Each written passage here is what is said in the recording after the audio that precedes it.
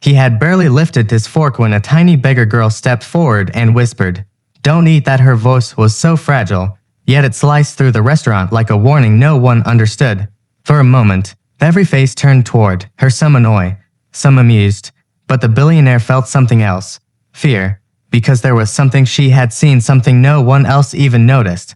To understand how her whisper stopped everything, we must go back on a warm evening when the city lights glowed like molten gold against cafe windows. The little bistro on Maple Street felt almost unreal in its calm. Soft jazz drifted through the warm air, blending with the gentle clatter of forks and the slow hum of conversation.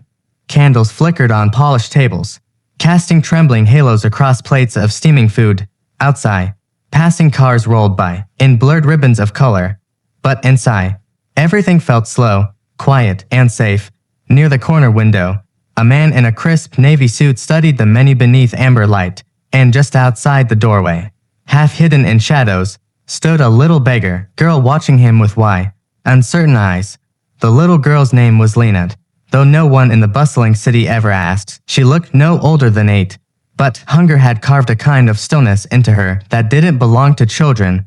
Dust clung to her faded pink dress. The hem frayed where pavement had chewed through the fabric. Her shoes were mismatched, one too tight, one too loose, held together with tired laces and luck. All day, she had wandered from street corner to street corner, holding a crushed paper cup in trembling hands. The city air smelled of roasted nuts, fried onions, and passing perfume, each scent a reminder of everything she couldn't have. Most people ignored her. Some frowned, others whispered. A few shook their heads as if poverty were a choice, not a sentence. But tonight, as Lina stood just inside the doorway of the Maple Street bistro, her wide eyes weren't searching for coins or pity. They were fixed on the steaming plate placed before the man at the window table. Her small fingers curled against her chest, her breath quickening with a mix of fear and urgency. She had seen something no one else had, one that she wished she hadn't. Lina took a small step forward, her thin shoulders trembling as the warmth from the restaurant met the cold bite of the street still clinging to her skin. The bistro was alive with soft conversation, but when she moved, eyes turned. A couple near the door leaned away. A man in a gray coat clicked his tongue in annoyance. Someone whispered, "These street kids always begging." But Lina wasn't begging, not this time. Her gaze stayed locked on the man's plate, on the pasta glistening with melted cheese, the dish she had seen crash onto the grimy back alley tiles just an hour earlier. She remembered the harsh sting of the spilled blue cleaning solution burning her nose, and she remembered the cook's panic the way he scooped the ruined food back onto the tray when he thought no one as watching. Now that poisoned dish sat inches from a stranger's hand. The hostess noticed Lina and marched toward her, heels snapping sharply. "Out," she whispered harshly. "I told you before, you can't just walk in here." She grabbed Lina's arm, fingers tight enough to leave marks. Lina winced but didn't look away. The man lifted his fork, unaware. Her heart slammed against her ribs. She had only one choice left. If this story touches your heart, please like, comment, and share. Don't eat that. The words burst out of Lina, small, shaking, but sharp enough to silence the room. The billionaire froze mid-motion. His fork hovered inches from the plate as he slowly lifted his eyes toward the trembling girl. The hostess stiffened, horrified. A few customers chuckled, assuming it was a trick. But Daniel Cross didn't laugh. Something in her voice, fear, urgency. Truth cut straight through him.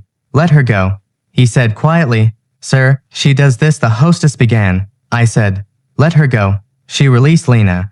The child stumbled forward, pointing at the plate with trembling fingers. It fell, she whispered, on the floor. And the blue bottle. It spilled on it. I saw everything. A ripple moved through the room, behind the kitchen door. The cook paled. Daniel stood, calm but powerful. "What bottle?" he asked. "The one that smelled like burning," Lina replied softly. The manager hurried in, forcing a smile. "Sir, she's lying." Our kitchen. Daniel's gaze drifted to the frozen cook. Everything shifted. "What would you do in this situation?" Comment below. The cook's shoulders slumped. "I didn't mean any harm," he whispered. "We were overwhelmed. It slipped. I shouldn't have served it." Guests stared at the floor. Those who had mocked Lina moments earlier. I felt shame burn hotter than words. Daniel knelt beside her. Up close, he saw the dust on her cheeks, the dried tear tracks, the tremble in her tiny hands. You protected me, he said gently. Thank you. Lina, her eyes widened. Gratitude was new to her. He stood and faced the staff, refund every table, throw out the entire batch, and expect a health inspection. Then he placed a soft hand on Lina's back.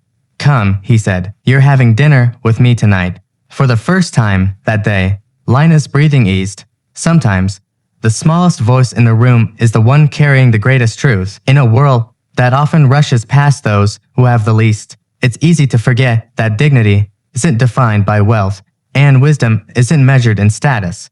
That evening, a hungry little girl reminded everyone watching that courage doesn't always roar. Sometimes it trembles, whispers, and still saves a life. Kindness doesn't just protect those who receive it. Sometimes, it protects those willing to listen.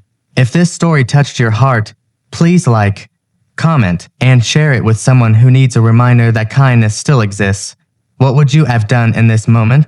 And don't forget to subscribe to Acts of Kindness for more stories that restore faith in humanity.